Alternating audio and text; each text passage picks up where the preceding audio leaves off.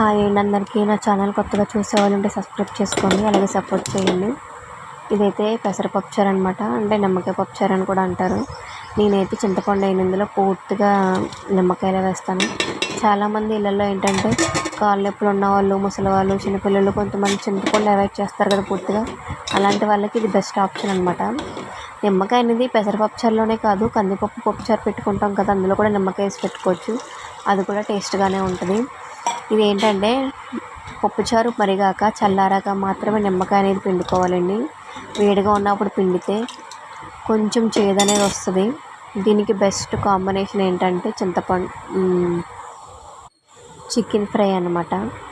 అలాగే ఏ పప్పుచారులోకైనా సరే common thing ఏంటంటే కొత్తిమీర లేకుండా పప్పుచారు అనేది ఉండదు కదా. అంటే మనం తాలింపు పెడతాం కదా, ఆ తాలింపుకి పప్పుచారు అనేది ఇంకా టేస్ట్గా అనేది మారుతుంది. ఇదైతే 2 రోజులు నిల్వ కూడా ఉంటుంది. వంట ఫాస్ట్గా అయిపోవాలి, బయటికి వెళ్ళాలి లేదా చుట్టాలు వచ్చారు అలాంటప్పుడు ఇది చాలా ఈజీ ప్రాసెస్ అనమాట. చాలా ఈజీగా అయిపోతుంది. ట్రై చేయలేని వాళ్ళు ఎవరైనా ఉంటే ట్రై చేయండి. సబ్స్క్రైబ్.